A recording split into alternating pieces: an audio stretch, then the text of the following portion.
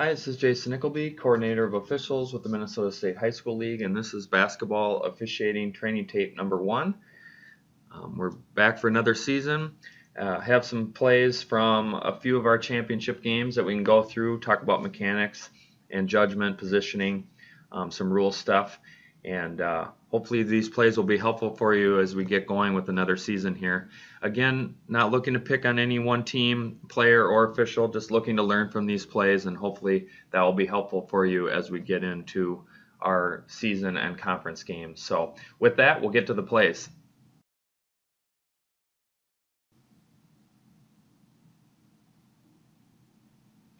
On this play, we're going to have a dribble drive on the left side of the lane nearest the team's bench, and you'll notice there's some contact at the end. Last year, properly a no call, not enough displacement for a foul to be called, so proper no call in years past. This year, with the restricted area arc rule in place, I know it's new and we're working through those plays.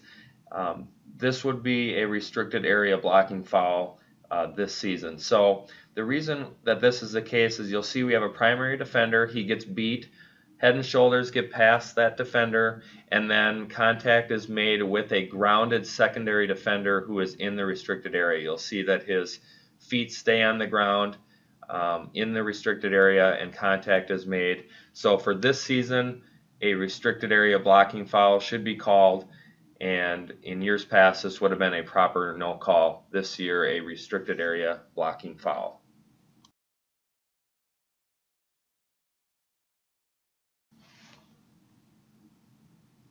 Okay, on this play, we'll have a dribble drive as well, and let's talk about the rule and the mechanics of it. So first, we'll see that the defender establishes legal guarding position, 2 feet on the floor, facing her opponent, and then she maintains that legal guarding position, slides straight down the lane in a straight line, doesn't move into the ball handler, maintains her space. Any contact, if it was created at all, would probably be created by the offensive player, and the offensive player subsequently bounces the ball off of her knee and out of bounds. And the lead has proper mechanics, excellent judgment. We do a good job of flexing here to be in good position to see this play all the way from the beginning and the end. Mechanically, trail, you would have it initially. Once it gets to about the middle of the paint, the lead's probably going to have a better shot at it. So again, we'd want to pregame this and make sure that we understand who's going to have the ball handler when and where. But in this case, legal guarding position is established and maintained. We have a proper no call, excellent judgment and mechanics by the officials in this case, and good positioning by the lead to see this play from beginning to end. So just understand that we can establish legal guarding position and maintain it, and we want to reward defenders for playing good defense. Well done by the crew.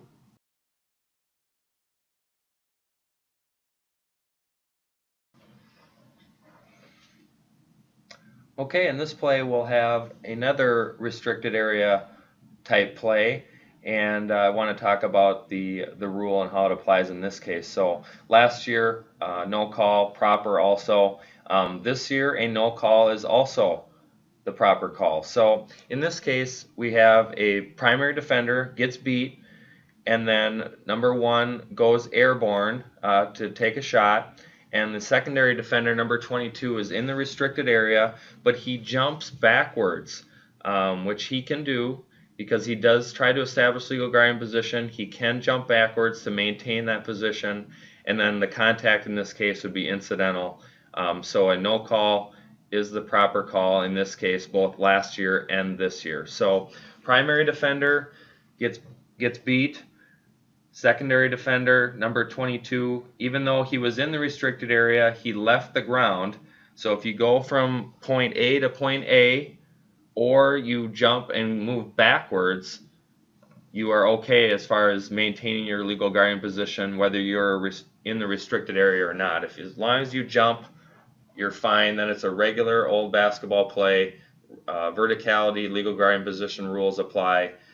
So in this case, a no call is the proper call. Contact is incidental, and that was the proper call last year and this year as well. So well done by the crew. Nice mechanics and judgment.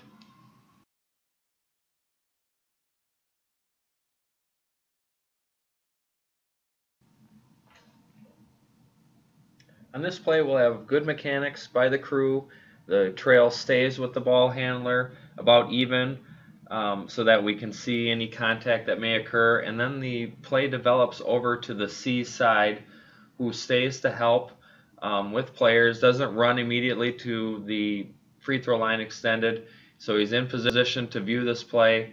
Notice that the defender establishes legal guarding position 2 feet on the floor facing her opponent, and then she can maintain her legal guarding position by shuffling obliquely, moving backwards, jumping in the air. But in this case, she moves into the ball handler, creating illegal contact with the ball handler, and a foul is properly called by the center official. So well done by the center.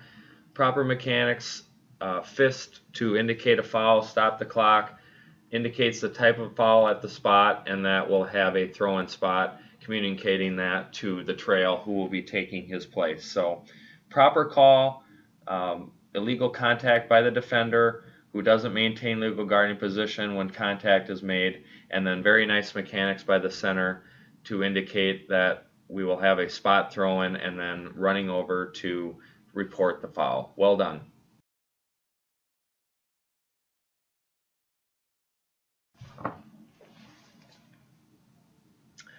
Okay, on this play we'll have a screen on ball.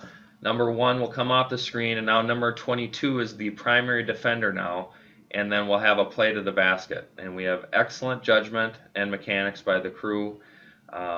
We have a new primary defender, number 22. He maintains legal guarding position after establishing it, and he moves backwards to maintain that position.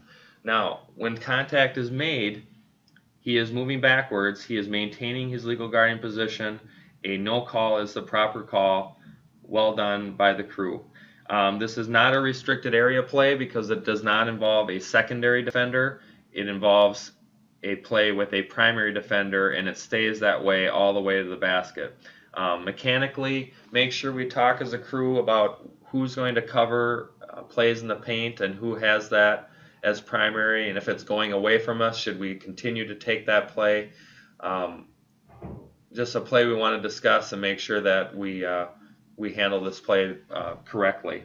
But in this case, a proper no call. We reward the defensive player for playing good defense. He moves backwards, maintains his verticality.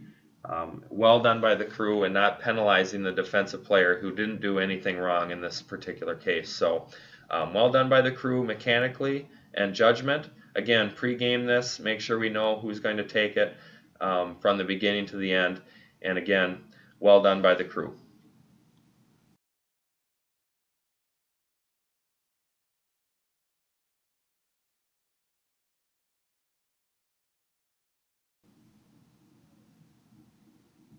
On this play, we'll have a proper no call for traveling, and I just want to talk about the mechanics and the rule of it. So first, we need to pick up the pivot foot. That's our key.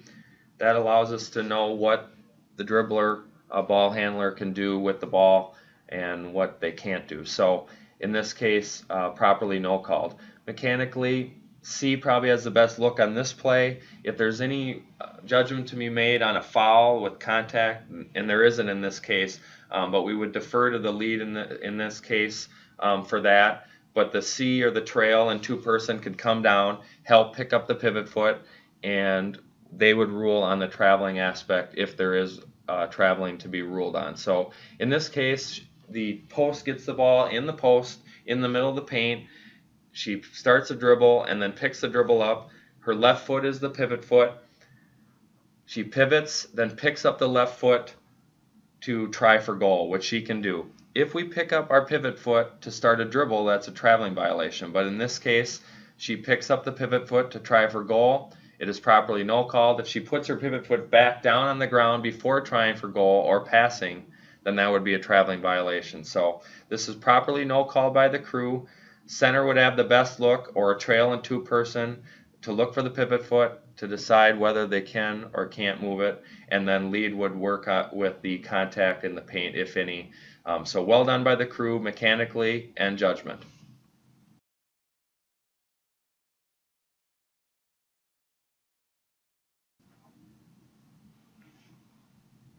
This play is an excellent example of why we need to see plays start, develop, and finish. So you'll see that we have a transition play. It moves to C side in front of the bench, and there's some contact made, and then a foul is called.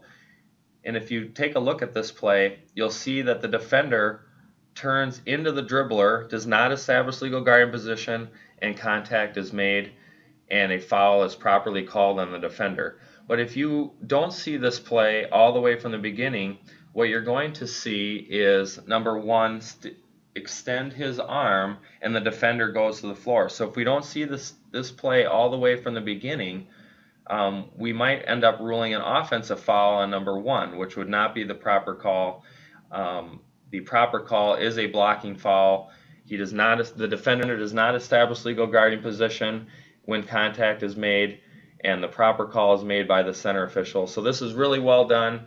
The center saw this play from beginning to end so that he could properly rule on this play. Because again, if we don't see it all the way, we see this extension of the arm by number one, and then we might put an offensive foul on number one, which would not be the proper call.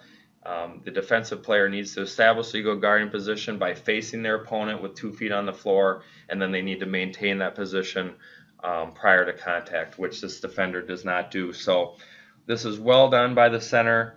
Very nicely done watching this play from the beginning to the end.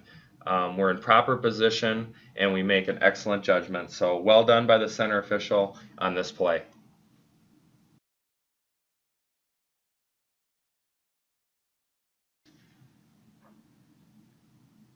Okay, thanks for watching this training tape. Hopefully these plays are helpful for you.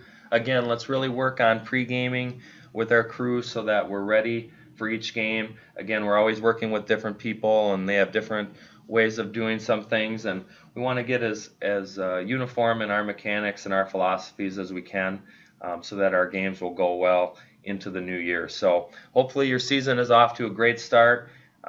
We received a lot of great reports of excellent officiating, and that's exciting to hear. Have great tournament games if you're working any. Great holiday break for you and your families, and hopefully we'll have some more plays to look at in the new year. But we're off to a really good start. Let's keep it up, and we'll talk to you in the new year. And thanks for everything you're doing. Thanks for your efforts. Safe travels.